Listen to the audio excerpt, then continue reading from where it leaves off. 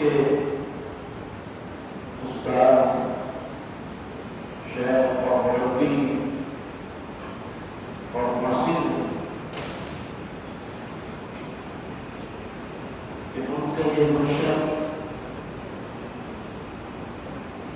گلشن ادریس جامعہ دارالعلوم ملتان جس مقصد کے لیے بنایا گیا کہ آسمانی تعلیمات قرآن و سنت اور فقہ اور دیگر علوم جو انسانی حیات کے لیے دنیا اور آخرت میں ہدایت کا رہبری کا کردار ادا کرتے ہیں۔ الحمدللہ یہ ادارہ اپنے اس مقصد اور اپنی منزل کی طرف رواں چلا ہے۔ اس تعلیمی سال 1446-47 ملی 2024-25 اس کے تقریباً 4-5 وہ بیت چکے ہیں اور آج کی ہماری یہ مجلس، ہماری یہ تقریب سرمائی کی امتحان کے رزلٹ کے سلسلے میں یا نتائج کے سلسلے میں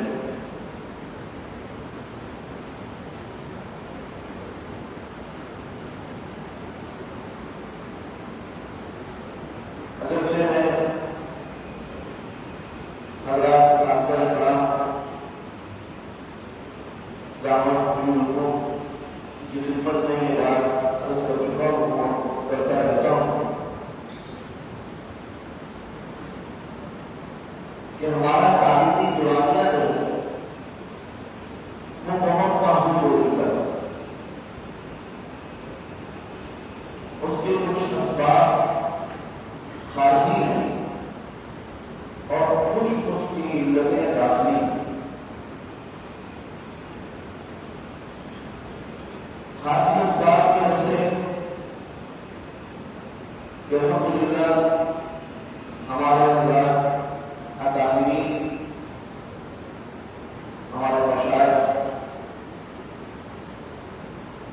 انہوں نے ایک امتحانی تعلیمی بورڈ نظام المدارس العربیہ پاکستان کے نام سے جو بنایا ہے، تو ہمارا ادارہ بھی اس سے منحصر ہے اور اس کے امتحانی نظام سے، تعلیمی نظام سے وابستہ ہے۔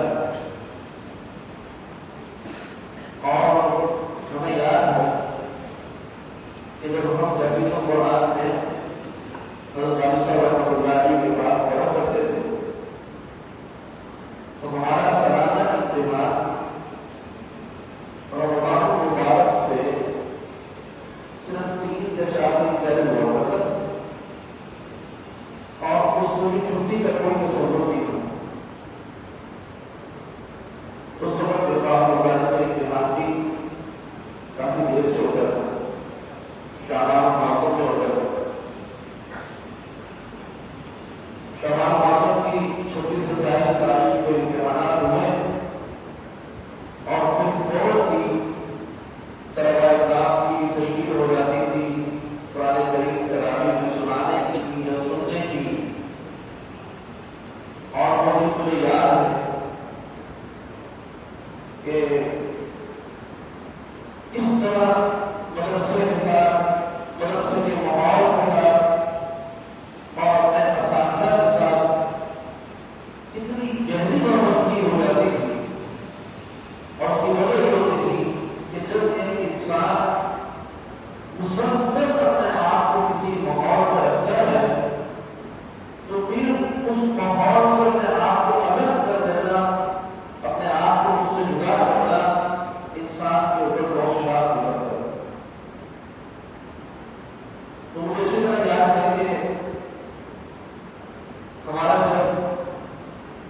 امتحان کا آخری سال تھا اور سالانہ امتحان اسی طرح رمضان مبارک سے بچہ ہوا پہلے ہوا اور پھر 27 رمضان مبارک ہو گئی اور حضرت بھائی صاحب رحمۃ اللہ علیہ طلباء کرام کو فرما رہے تھے کہ بھی تقریب قریب ہے آپ لوگ گھروں کو چلے جائیں تو طلباء کرام جانے کی کیا کی وہ صبح مجھے اچھی طرح یاد ہے کہ جب غالباً 27واں روزہ تھا اور 27 کی شب کو بادشاہ صاحب رحمۃ اللہ علیہ نے طلباء کرام کو کہا کہ گھروں کو چلے جاؤ اور اس روز صبح کو بارش ہو رہی تھی تو بادشاہ رحمۃ اللہ علیہ مسجد کے صحن میں احتجاج کر رہے ہیں بادشاہ رحمۃ اللہ علیہ تو مسجد کے صحن میں طلباء کو فرما رہے تھے کہ آپ صبح کو چلے جائیں تاکہ برکت گھر پہنچ جائے لیکن بار بار ہمارے کام ملتے تھے اور بار بار ان جلسوں میں جانے کی دل نہیں کرتا یہ وہ ادارے کے ساتھ اپنے استادوں کے ساتھ ایسی گہری وابستگی پیدا ہو گئی کہ اس ماحول سے اپنے آپ کو الگ کرنا طلباء پر ایک بہت بڑا امتحان اور ازمائش ہوا اور جب طلباء کرام رخصت ہوئے تو مجھے وہ اکثر نشے میں یاد ہے کہ طلباء کرام آپس میں ملتے ہوئے اور حضرت والد صاحب رحمۃ اللہ علیہ سے ملتے ہوئے رو رہے تھے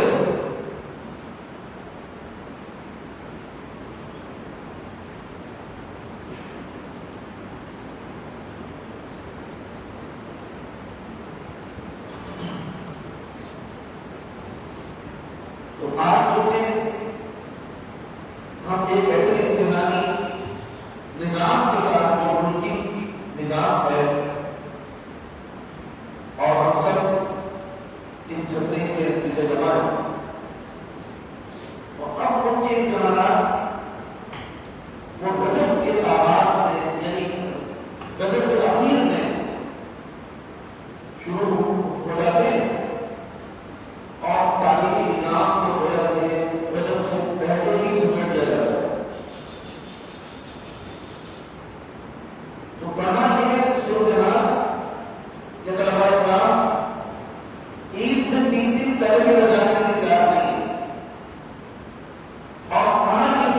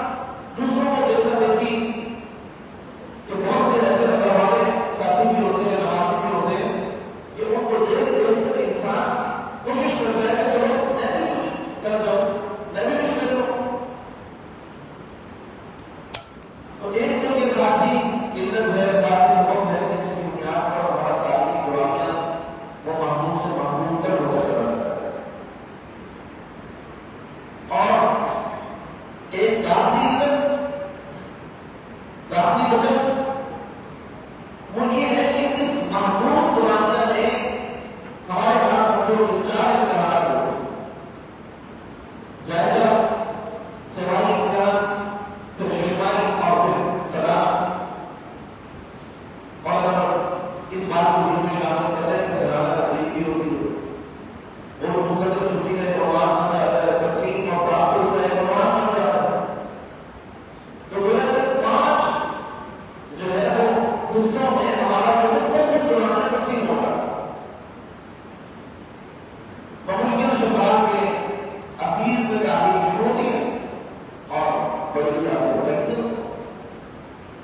اور بڑی کے بعد طلباء اکرام جو ہمارے پیسے کا نکالتی تقریباً اکثر مدارس میں یہ آتا ہے کہ طلباء اکرام اساتذہ کی بات میں چھوڑ ہوتی ہے جانے کے لیے تو مدرسے سے چھٹی کے بعد پہلی فرصت میں جاتے ہیں اور آنے کے لیے یہ 10ویں فرصت کو مل جاتا ہے اب اس کا کیا فرق ہے مولانا سعادت نام کا اور آواز کا آپس میں کیا فرق ہے میں تو سیدھی سی بات کر رہا ہوں ہمارا آپس کا مجموعہ ہے کہ اس بے تعلقی اور اپنے ادارات میں سارے سارے جو ہمارا تعلیمی نظام ہے اس کو انحصار کا شکار ہو پہلے اتنے مسائل اور اس کے بعد بس یہ تھوڑا سا وقت ہوتا ہے سماعی اور شماعی کے بعد اس میں کچھ تعلیم ہوتی ہے اور پھر جو ہے وہ شماعی کی تیاری کی چھٹی اور شماعی انعام اور پھر سارا کچھ اور اس کے بعد آپ چھٹیاں اور اس قدر اس مسئلے سے ہم پریشان ہیں کہ جتنی بھی کوشش کر رہے ہیں بڑا وقت آنے میں طلباء کرام ہمارا ساتھ نہیں کرتے اگر بڑا وقت آنے تو ہو سکتا ہے کہ وہ کی ضرورت نہ ہو اس لیے میں تو یہ عرض کر رہا ہوں اور آج جو ہمارا ایک اور مسئلہ اٹھ رہا ہے وہ یہ ہے کہ دور حاضر کی ایک اہم نجات اور ایک اہم ضرورت موبائل میں خود اس بات کا قائل ہوں کہ جب تعلیمی لحاظ سے تربیتی لحاظ سے دونوں بات تعلیمی اور تربیتی لحاظ سے کوئی طالب علم بڑھوں کو پہنچ جائے تو اس کو جو ہے وہ اجازت دی جا سکتی ہے کہ وہ اپنے موبائل کو درست کیسے استعمال کرے ضرورت اس بات کی کہ آج کے دور میں طلباء کرام کو جو منتقی طلباء کرام کو ان کو خود اداروں کے اندر بیٹھ کر یہ بتایا جائے کہ اس دور کے اس جدید ذریعہ ابلاغ جو ہے وہ آپ نے اس کو کیسے ایک مؤثر علمی اور دفاعی ہتھیار کے طور پر استعمال کرنا ہے اس میں کوئی شک شبہ نہیں کہ آج کے دور لیکن بات یہ ہے کہ ایک نا تربیت یافتہ اور نا تجربہ کار بچے کے ہاتھ میں جیسے کلیشنکوف اور پسٹل دینا وہ اس کی اور کئی لوگوں کی جان کے لیے جو ہے وہ مضر ہے، ایسے ہی یہ موبائل کوئی مقصد نہیں ہے، کوئی اتنی ضرورت بھی نہیں ہے، لیکن آج مسئلہ یہ نہیں ہے کہ طلباء اکرام کے لیے ہم پریشان ہیں۔ ابھی بہاولپور میں ایک اساتذہ اکرام کی ٹریننگ تھی، تربیت کا پروگرام تھا، اس میں تقریباً 50 کے قریب حضرات اساتذہ اکرام تشریف لائے جو غالباً 9-10 شہروں سے تھے۔ تو جو ان کے ڈائریکٹر تھے وہ مجھے کہنے لگے جی آپ جس موضوع پر مرضی بات کریں لیکن جو ہے وہ آپ نے اس موضوع پر ضرور بات کرنی ہے کہ اساتذہ اکرام موبائل کا استعمال کم کریں۔ یعنی طلباء نہیں، وہ اساتذہ کے لیے پریشان تھے کہ جی ہمارا ان کے ساتھ ایک ایگریمنٹ ہے کہ آپ کلاس کے دوران جو ہے وہ موبائل استعمال نہیں کر سکتے، اگر آپ کو ضرورت ہے تو آپ 1 منٹ 2 منٹ کی بات کر سکتے ہیں، اس سے زیادہ آپ کہ، لیکن وہ کہتے ہیں ہم یوں پریشان ہیں کہ یہ آدھا گھنٹے کی کلاس کے دوران جو ہے وہ گفتگو چلتی رہتی ہے۔ اب بتائیں، درجہ قرآن کریم کی کلاس ہو اور اس میں اگر کوئی استاذ آدھا گھنٹہ فون پر بات کرے تو طلباء کا کیا حال ہوگا؟ ہم نے جن اساتذہ اکرام سے پڑھا، حضرت والد صاحب رحمۃ اللہ علیہ، حضرت قاری محمد اسحاق صاحب رحمۃ اللہ علیہ، وہاں تو صورتحال یہ تھی کہ اگر کوئی طالب علم گھڑی پہن کر آ جاتا تھا تو اس کو بھی سزا ہوتی تھی کہ آپ نے گھڑی کیوں پہنی ہے؟ اس کا مطلب یہ کہ آپ ٹائم دیکھتے رہتے ہو، آپ کا دھیان تو چھٹی کی طرف ہے، آپ کا دھیان تعلیم کی طرف ہے ہی نہیں۔ تو آج جو ایک مجموعی مرض اس موبائل کی وجہ سے ہمارے پورے تعلیمی نظام کے اندر پیدا ہوا ہے، وہ عدم توجہی کا ہے کہ توجہ ہماری بٹ گئی۔ اس پر میں نے ایک بات کہی کہ ہم دین ابراہیمی پر تو ہیں، ہمیں کوشش کرنی چاہیے کہ ہم مزاج ابراہیمی پر آ جائیں۔ حنیفن، حضرت ابراہیم علیہ السلام جو ہے وہ حنیف تھے، یعنی یکسو تھے ایک اللہ کے طرف۔ تو اب مزاج کیا ہے کہ جس نے جو کام آپ کے سپرد کر دیا تو بس آپ اپنا سارا فوکس اسی پر رکھیں۔ دائیں بائیں دنیا کی کتنی چیزیں جو انسان کو اپنی طرف کھینچتی ہیں، لیکن انسان کو کوشش کرنی کہ وہ اپنے کام پر اپنی توجہ رکھے۔ اور آج جو ہے یہ چیز، یعنی آپ یقین کریں، میں اپنی بات آپ سے کر رہا ہوں کہ حال یہ ہے کہ جیسے پہلے ہم کتاب کا مطالعہ کرتے تھے، جیسے پہلے ہم کتاب کا مطالعہ کرتے تھے، کسی موضوع کو دیکھ رہے ہوتے تھے تو ہمارا ذہن پوری طرح صرف اور صرف اسی مضمون کی طرف ہوتا تھا، لیکن آج ذہنی طور پر ہم مزاجن ایک انتشار کا شکار ہو گئے کہ ہمارا دماغ کئی جہات کی طرف گھوم رہا ہوتا ہے، جس کا نتیجہ یہ ہے کہ اس مضمون پر ہماری گرفت نہیں ہوتی، اس کا جو ماحاصل ہے، اس کا جو مضمون ہے، اس پہ جو بات بتائی گئی ہے، اس پر ہماری کوئی گرفت نہیں۔ اسی کی وجہ ہے، توجہ چاہتا ہوں آپ کی، ہمارے استاد جی حضرت استاد مولانا محمد سلیم صاحب رحمۃ اللہ علیہ یہ بات بار بار فرمایا کرتے تھے سبق کے دوران کہ بھئی تمہارا علم سطحی ہے، تمہارے علم میں گہرائی نہیں ہے، تم سمجھتے نہیں ہو بات ہے کیا۔ اور یہ بات ہم نے دیکھ لی کہ آج اگر کلاس میں 40 طلباء اکرام ہیں اور آدھا پونا گھنٹہ لگا کر ایک مضمون آپ نے بیان کیا، اب آپ پوچھیں کہ بھئی اس سبق کا ماحاصل کیا ہے، اس سے ہمیں کیا ملا، تو اس پوری کلاس میں سے شاید کوئی 1-2 ایسے ہوں گے کہ سبق کے دوران جن کی توجہ پوری طرح اس سبق کی طرف ہوگی، وہ بات تو بیان کر سکیں گے، باقی سب کو کوئی پتہ نہیں۔ وجہ کیا ہے؟ میں آپ تمام ساتھیوں سے یہ بات عرض کرتا ہوں کہ بھی دیکھو، اب میں اس بات کو آگے بڑھاتا ہوں کہ ہمارے حضرات اساتذہ اکرام نے پیپر بنائے، ٹھیک ہے بھائی، اب بولو تو صحیح بھائی، ایسے خاموش ہو کے نہیں بیٹھ، کہ ہمارے حضرات اساتذہ اکرام نے پیپر بنائے، آپ کے پاس وہ پیپر آئے، ایک باقاعدہ نظام بنایا گیا، پورا ایک امتحانی نظام، اور آپ نے وہ پرچے حل کیے، اور اب وہ آپ کی صلاحیت، آپ نے کیا لکھا، آپ نے کیا کیا، یہ سب ہمارے سامنے ہے۔ اب اس میں دیکھیں 2 پہلو ہیں۔ پہلا پہلو اس میں یہ ہے،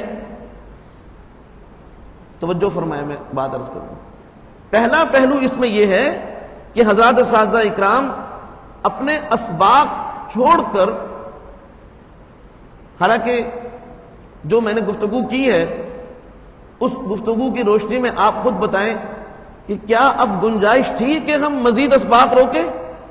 ہمارا دورانیہ اتنا محدود ہے، لیکن اسباق روک کر، میرا خیال میں کوئی بھی استاد ایسے نہیں تھے جنہوں نے یہ بات نہ کی ہو کہ یار ابھی تو پڑھائی شروع ہوئی تھی اور اب سمائی امتحان آ گیا، کیا کریں، پریشان ہیں.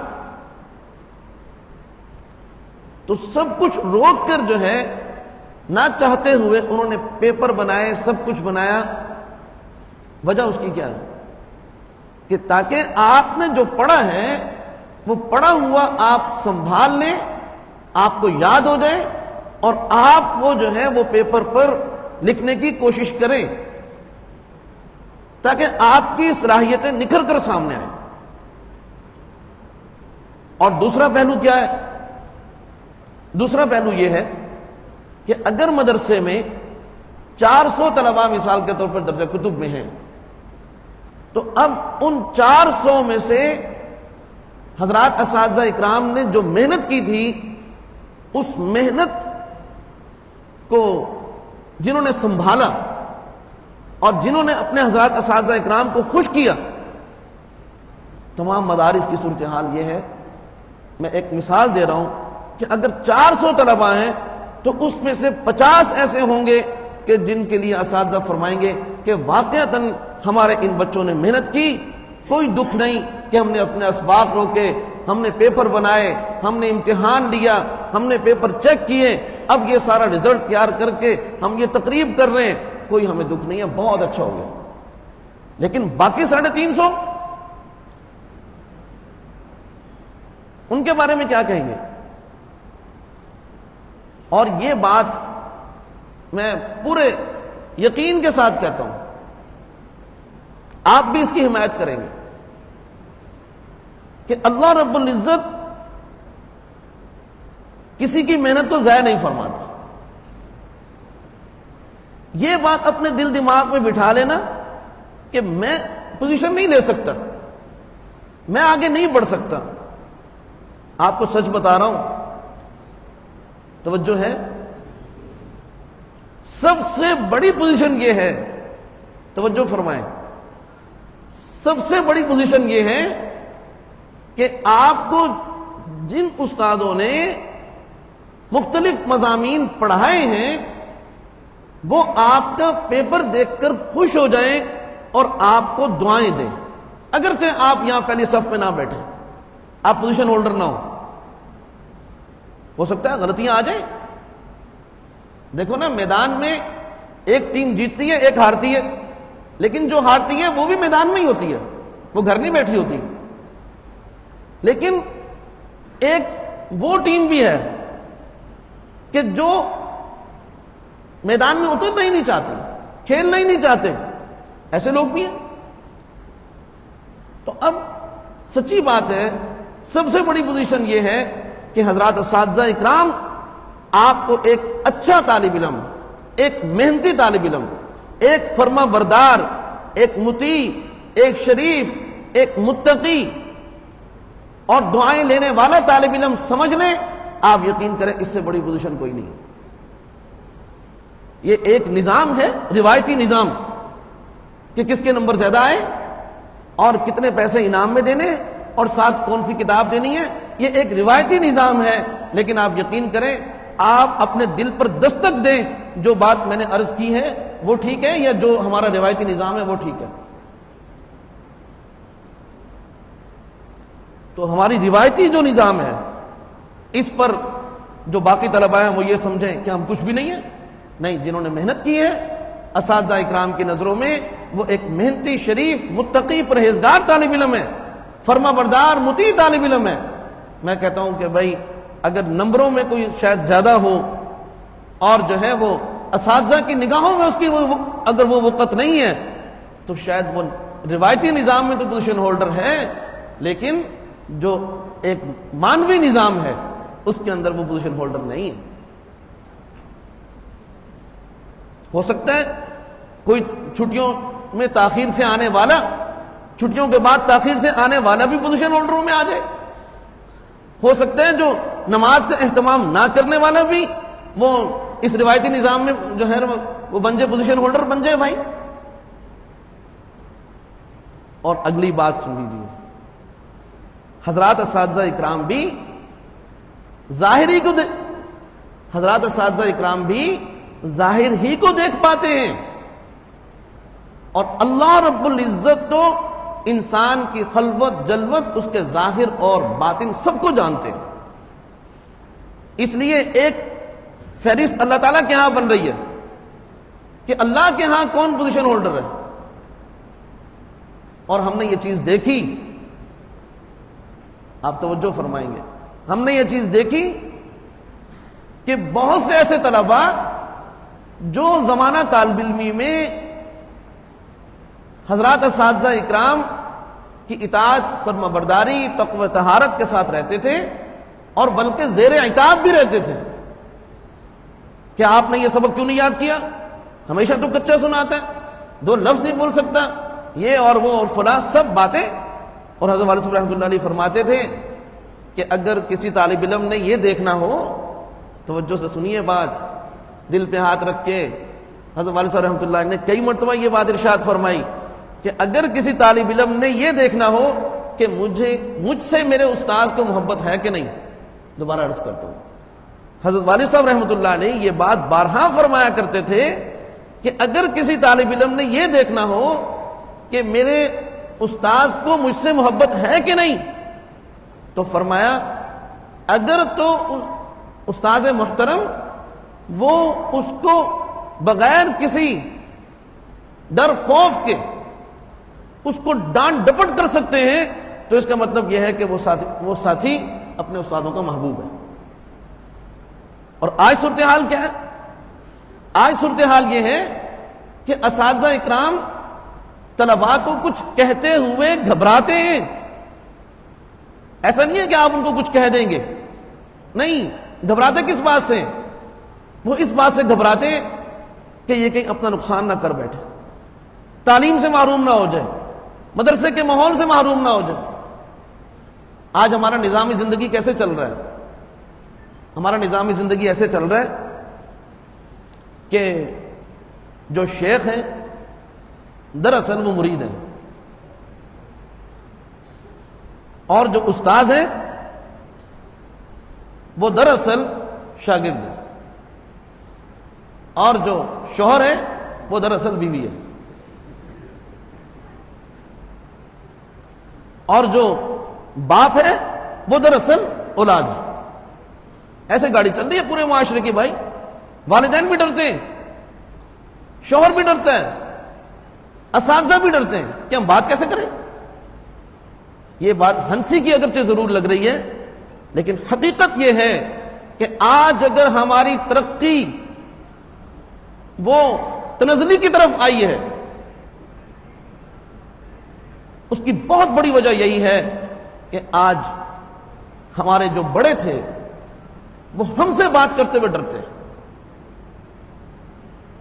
میرے طالب علم ساتھیوں، میں دست بستہ یہ بات آپ سے عرض کرتا ہوں، اس قدر گہری وابستگی پیدا کریں اپنی تعلیم کے ساتھ، اپنے حضرات اساتذہ اکرام کے ساتھ، اپنے ادارے کے ساتھ، اپنے نصاب کے ساتھ، اپنے اسباق کے ساتھ، اپنے نظام تعلیم کے ساتھ، اپنے مطالعے کے ساتھ، اپنے تکرار کے ساتھ اتنی گہری وابستگی پیدا کریں۔ عجیب بات ہے، ہم حضرت تھانوی رحمۃ اللہ علیہ کی جلالت اور ان کی عظمت بیان کرتے ہیں، لیکن آپ کو ایک بات بتا کر میں آگے بڑھتا ہوں، میں مختصر بات اور عرض کرنا چاہتا ہوں کہ حضرت رحمۃ اللہ علیہ نے جتنے سال درس نظامی کے پڑھے، حضرت اپنے گھر نہیں گئے، گھر سے خطوط آتے تھے کہ آج تمہارے فیملی میں، تمہارے خاندان میں فلاں کی فوتگی ہو گئی، فلاں کے یہاں بیٹے کی پیدائش ہوئی، فلاں کی شادی ہے، یہ گھر میں یہ مسئلہ ہے، تو حضرت ایک گھڑے میں اس کو ڈالتے رہتے تھے۔ اور جب اساتذہ اکرام نے اجازت دی کہ اب آپ گھر جا سکتے ہو، تو پھر جو ہے جب اس کو کھول کر پڑھا تو کسی میں کیا احوال، کسی میں کیا اور کسی میں کیا۔ فرمایا اگر میں ان کو وقت پر پڑھتا جب یہ آئے تھے تو اس کا نتیجہ کیا نکلتا کہ میرا ذہن منتشر ہو جاتا۔ اب اس تناظر میں اگر آج خطوط کی جگہ واٹس ایپ نے لے لی ہے، اگر آج پیغام رسانی کی جگہ اس موبائل نے لے لی ہے، تو اگر حضرت تھانوی رحمۃ اللہ علیہ خط جیسی چیز کہ جس میں مضرت کم ہے، اس لیے کہ موبائل جب ہم اٹھاتے ہیں تو بعض اوقات ہم نے دعائے انس پڑھنی ہوتی ہے، لیکن وہ دعائے انس کے ساتھ ہی واٹس ایپ کا نشان بھی ہوتا ہے. ہم نے اس کو کھولا اور دیکھا تو فلاں کا میسج آیا، وہ تو یہ آیا، وہ تو دعائے انس رخصت ہو گئی. ہم نے موبائل نکالا تھا کہ ہم اس میں فلاں مضمون پڑھتے ہیں، بعض اوقات اچھے داعیے ہوتے ہیں، لیکن یہ موبائل ایسا ہمیں مصروف کرتا ہے کہ ہم کہیں سے کہیں پہنچ جاتے ہیں. تو کیا آج ہم خود یہ طے نہیں کر سکتے؟ آج طلباء یہ کہتے ہیں کہ ہمیں موبائل کی ضرورت ہے. میں آپ سے کہتا ہوں کیا حضرت تھانوی رحمۃ اللہ علیہ کو ان خطوط پڑھنے کی ضرورت نہیں تھی؟ یہ صرف آپ نے خود، میں اپنی بات پہ کر رہا ہوں، ہم نے خود اپنے آپ کو دھوکہ دے رکھا ہے کہ یہ ہماری ضرورت ہے. آج کہتے ہیں کہ ادھر توجہ کرو بھائی، کہ جی ہمارے ساتھ کوئی مخلص نہیں ہے. میں کہتا ہوں آپ سب کو چھوڑ دیجئے، ہم خود اپنے ساتھ مخلص ہو جائیں تو بڑی بات ہے. جتنا نقصان ہم خود اپنا کر رہے ہیں، اپنے وقت کا کر رہے ہیں، اپنی صلاحیتوں کا کر رہے ہیں، کوئی بھی ہمارا اتنا نقصان نہیں کر رہا. مولوی صاحب ہم خود اپنا نقصان کر رہے ہیں.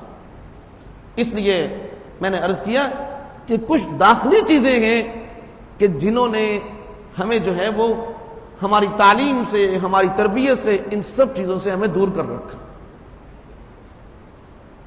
اب عجیب بات ہے، مجھے ایک سوال کا جواب دیجیے. حضرات اساتذہ اکرام تشریف فرمائے. ایک سوال میں آپ سے کرتا ہوں، مجھے جواب دیجیے گا. آپ یہ بتائیں، مثال کے طور پر میں نے تفسیر کا پیپر بنایا اور اس میں ہمارے کچھ ساتھیوں کے نمبر آ گئے 90، 95، 100. ہمارے کسی اور استاذ نے نحو کا بنایا، صرف کا بنایا، اس میں کسی طالب علم کے نمبر آ گئے 95، 100 مثال کے طور پر. اور وہ استاذ محترم جب خود پڑھا کرتے تھے اور ان کے اساتذہ نے وہ پیپر بنایا تھا تو ان کے نمبر آئے تھے 70، 75. اب یہ ایک میں نے آپ کو بات پیش کی ہے. آپ یہ بتائیں کہ جب آپ کے 90، 95 نمبر استاذ دیکھیں گے تو وہ پریشان ہوں گے یا خوش ہوں گے؟ خوش ہوں گے نا بھائی. اس کا مطلب کیا ہے؟ اس کا مطلب کیا ہے؟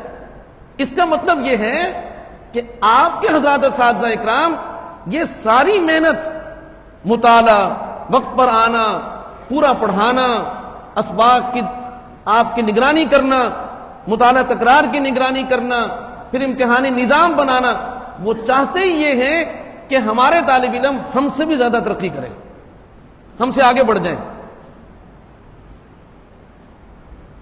اسی لیے میں یہ بات کہا کرتا ہوں کہ استاذوں کا درجہ والدین سے بھی زیادہ ہے. ہر ایک کی رائے مختلف ہو سکتی ہے، میری ایک رائے ہے. کیوں؟ وجہ کیا اس کی؟ وجہ یہ ہے کہ آپ عالم ارواح میں تھے. ادھر توجہ کریں، آپ کہاں تھے؟ عالم ارواح میں، جو کہ عالم بالا میں ہے. توجہ ہے بھائی؟ آپ عالم ارواح میں تھے جو کہ عالم بالا میں ہے. آپ اپنے والدین کے ذریعے سے عالم بالا سے اس زمین اور فرش پر آئے، اور اب آپ ہی کے والدین نے آپ کو یہاں بھیجا ہے نا. میرے سوال کا جواب دیجیے، آپ کو یہاں کس نے بھیجا ہے؟ بولو بھائی، سب بولو، سب بولو نا بھائی. آپ کو یہاں کس نے بھیجا ہے؟ اونچا بولو. آپ کے والدین نے آپ کو یہاں بھیجا ہے. کیوں بھیجا ہے بھائی؟ تاکہ آپ اور زمین میں دھنس جائیں. انہوں نے آپ کو یہاں پر بھیجا ہے تاکہ آپ آسمانی تعلیمات حاصل کر کے فرش پر رہتے ہوئے آپ کا تعلق عرش کے ساتھ بن جائے. سبحان اللہ. اس لیے بھیجا ہے نا بھیا. قرآن کریم کہاں کی کتاب ہے؟ اللہ تعالیٰ کے اندر کی چیز ہے بھائی. تو والدین نے مدرسے میں بھیجا کہ گھر میں یہ دولت نہیں ہے کہ آپ اللہ تعالیٰ کی جو کتاب ہے، جو اللہ تعالیٰ کا وصف ہے قرآن کریم، آپ اس کے ساتھ جڑ کر فرش پر چلتے ہوئے آپ کا تعلق عرش کے ساتھ ہو۔ حضرات اساتذہ اکرام قرآن کریم کے معانی، مطالب، قرآن کریم کی تفسیر اور آپ کو فقہ پڑھا رہے ہیں، احادیث مبارکہ پڑھا رہے ہیں، آپ کو فرش پر رہتے ہوئے عرش کے ساتھ آپ کو متعلق کر رہے ہیں۔ سبحان اللہ۔ تو حضرات اساتذہ اکرام دیکھو، ادھر توجہ کریں۔ اگر کسی کا والد، بھائی توجہ کریں، اگر کسی کا والد چوکیدار ہے تو وہ کبھی یہ نہیں چاہے گا کہ میرا بیٹا بھی چوکیدار بنے۔ وہ کہے گا کہ میرا بیٹا اس دنیاوی جو معاشی سرگرمی ہے، اس میں میرا بیٹا ایک اچھی پوسٹ پر ہو، میرے سے ترقی یافتہ معزز کوئی شعبہ اس کے ہاتھ میں آنا چاہیے۔ تو والدین دنیاوی لحاظ سے تو آپ کی ترقی چاہ رہے ہیں، لیکن ادھر آپ کے اساتذہ اکرام یہ چاہ رہے ہیں کہ اگر میرے نمبر 70 آئے تھے تو اس کے 95 آئے ہیں، اس کو مدرسے والوں نے جو انعام دینا ہے، میں نے بھی اس کو 500 دینا ہے۔ خوش ہو رہے ہیں، اس کو دعائیں دے رہے ہیں کہ ابھی آپ نے تو میرے سے بھی زیادہ نمبر لے لیا بھائی۔ ہندوستان کے ایک شاعر گزرے ہیں، وہ اسٹیٹ سیکرٹری بھی تھے، تو سکھ تھے، بیدر سنگھ ان کا نام تھا۔ تو انہوں نے ایک کسی مشاعرے میں، لطیفہ مجھے یاد آ گیا، تو انہوں نے کسی مشاعرے کے اندر جو ہے وہ ایک شاعر کو بلایا، اس کو دعوت دی کہ آپ آئیں اور اپنا کلام پیش کریں۔ تو اس شاعر کا جو لقب تھا وہ تھا عرش۔ کیا تھا بھائی؟ عرش۔ تو انہوں نے کہا کہ بھائی آج میں ایک معجزہ کرتا ہوں کہ عرش کو فرش پر بلاتا ہوں۔ میں آج ایک معجزہ کرتا ہوں کہ میں عرش کو فرش پر بلاتا ہوں۔ چلو یہ تو ان کی بات ہے، دونوں ہی غیر مسلم تھے، وہ اس طرح کی باتیں کر سکتے، لیکن ایک بہت بڑا سچ جو اس بات کو پڑھ کر میرے دل دماغ میں آیا، وہ یہ آیا کہ یہ واقعتاً ہو رہا ہے کہ حضرات اساتذہ اکرام اہل اللہ وہ واقعتاً فرش پہ چلتے ہوئے لوگوں کو عرش سے ملا دیتے ہیں۔ سبحان اللہ۔ میرے طالب علم ساتھیوں، اگر آپ مجھے کہیں کہ استاد جی آپ اس طرح اجتماعی تقریر کر کے ہمیں سمجھا رہے ہیں، آپ کو چاہیے آپ مجھ سے براہ راست بات کریں، تو انشاءاللہ یہ میرے حضرات اساتذہ اکرام بھی اس کے لیے حاضر ہیں کہ ہم آپ ایک ایک کے پاس آ کر کہتے ہیں کہ آپ نے مستقبل میں صرف اپنے ایمان اور اپنے دین کا تحفظ نہیں کرنا بھائی، آپ مسلک علماء دیوبند کے ترجمان بننے جا رہے ہیں۔ آپ ایمانیات کے اندر، اخلاقیات کے اندر، اعمال اور معاشرت کے اندر جو بھی دین کا چیزیں ہیں ان سب کے اندر آپ اتنی مہارت پیدا کریں کہ آپ اپنے ایمان اور اپنے دین کا بھی تحفظ کر سکیں اور پورے مسلمانوں کا بھی ایمان اور دین کا تحفظ کر سکیں اور دنیا والوں کو بھی آپ دین کی تبلیغ کر سکیں اور دین کو بیان کر سکیں۔ اور آج ہمارا حال یہ ہے، بڑے افسوس کے ساتھ یہ بات کرتا ہوں کہ اتنا انحطاط آ گیا کہ عربی یا دیگر کتب تو دور کی بات ہے، اردو کتب دیکھ کر مطالعہ سنانا بھی طلباء کے لیے مشکل ہے۔ ابھی حال ہی میں ایک ویڈیو میرے پاس آئی جس میں ایک استاذ نے ایک طالب علم سے کہا کہ آپ یہ فلاں کتاب جو کہ اردو میں ہے اس کا ذرا مجھے مطالعہ تو سنا دو۔ تو صورتحال یہ تھی کہ آدھا صفحہ وہ نہیں سنا سکا اور آدھے صفحے کے اندر اس کی کئی غلطیاں۔ ہمارے حضرت والد صاحب رحمۃ اللہ علیہ تو بارہا ہمیں فرمایا کرتے تھے، ہاں بھائی یہ کتاب پڑھو، یہاں سے پڑھو بھائی، عبارت پڑھو۔ آج کتنی کمزوری ہے۔ اچھا بھائی میں بات کو سمیٹتا ہوں، دیکھیں بھائی آپ سب بیٹھے ہوئے نا بھائی، توجہ کریں، جس کی توجہ نہیں ہے وہ ہاتھ کھڑا کرے۔ چلو اب جس کی توجہ ہے وہ ہاتھ کھڑا کرے بھائی، توجہ سے میری بات سن۔ دیکھو بھائی توجہ ہے نا سب کی. آپ نے نا، میں آپ کو پیپر دیتا ہوں، میں آپ کو ایک پیپر دیتا ہوں، اس میں نمبر وائز لکھ دیتا ہوں، نحو، صرف، فقہ، حدیث، تفسیر، لغت، یہ سب چیزیں میں لکھ دیتا ہوں. آپ نے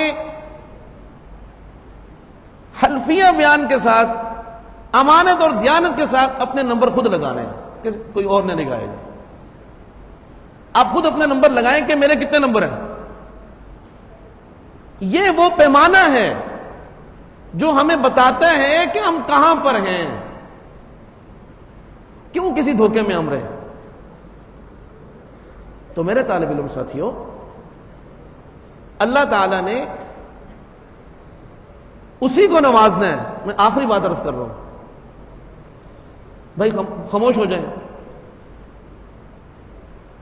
ٹیک چھوڑ دو، آگے ہو جاؤ، توجہ سے بیٹھو. آخری بات عرض کر رہا ہوں، اللہ تعالیٰ اسی کو نوازتے ہیں جو اپنی بساط کے مطابق پوری ہمت اور کوشش اور محنت سے کام لیتا ہے. یہ پکی بات ہے. لقد خلقنا الانسان فی کبد، کبد یکبد، یہ باب سمع یسمع سے ہے. اس کا معنی کیا ہے؟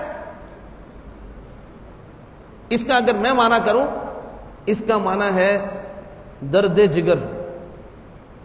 کیا معنی ہے اس کا؟ درد جگر. یعنی اس قدر انسان کو اللہ تعالیٰ نے مشقت کے ساتھ جوڑ دیا ہے کہ جس طرح ایک جگر کے درد کا جو مریض ہے کہ وہ اپنے درد سے تڑپ اٹھتا ہے یا بعض اوقات اسی میں مر بھی جاتا ہے، اس قدر سخت درد ہوتا ہے. تو فرمایا کہ انسان اسی وقت کامیاب ہوگا کہ جب وہ اپنے کام کو کاز اور مشن بنا کر اور اس کو ہدف اور منزل اور مقصود بنا کر ایسے تڑپ اٹھے اور اتنی مشقت اٹھائے، اتنی تکلیف اٹھائے جس طرح کے درد جگر کا مریض اٹھاتا ہے. تب جا کے بات بنتی ہے، ایسے بات ہی نہیں بنتی. اور آج ہم کیا چاہتے ہیں؟ ہم یہ چاہتے ہیں ہمیں کرنا کچھ نہ پڑے اور کوئی کیپسول بھر کر اساتذہ ہمارے اندر ڈال دیں اور بس ہم بیٹھے بٹھائے فاضل اور عالم بن جائیں. ایسا نہیں ہو سکتا بھائی. سمجھ رہے ہیں بات؟ تو اس لیے بھائی اللہ تعالیٰ نے یہ ادارے کا، مدرسے کا، اساتذہ اکرام کا یہ سارا ماحول آپ کو دیا ہے، اس سے بھرپور آپ فائدہ اٹھائیں اور قطعاً اپنا نقصان نہ کریں. اللہ تعالیٰ ان سب ساتھیوں کو جنہوں نے محنت کی اور ماشاءاللہ حضرات اساتذہ اکرام نے ان کو پوزیشنوں سے نوازا، اللہ تعالیٰ سب کو بہت بہت مبارک فرمائے. اور جو ساتھی رہ گئے ہیں ان کی خدمت میں بھی یہ گزارش ہے کہ بھئی وہ بھی خوب محنت کریں اور آئندہ جو ہے وہ آگے بڑھنے کی کوشش کریں. اور بھائی درخواست یہی ہے، ہماری کوشش یہ ہے کہ آپ کے پاس موبائل نہ ہو، آپ کسی اور سرگرمی میں مصروف نہ ہو، اور آپ کی کوشش یہ ہے کہ ہم وہ کام کر کے دکھائیں گے جو آپ نہیں چاہتے. تو ایسا قطعاً نہ کریں، ٹھیک ہے؟ تو جو حضرات اساتذہ اکرام فرمائیں اس کی بھرپور آپ پابندی فرمائیں. انشاءاللہ اسی میں ہماری دنیا کا مستقبل بھی ہے اور ہماری آخرت کی کامیابی کی ضمانت بھی ہے. وآخر دعوانا الحمدللہ رب العالمین. يا نفس إن لم تصبري لا تجزعي وإلى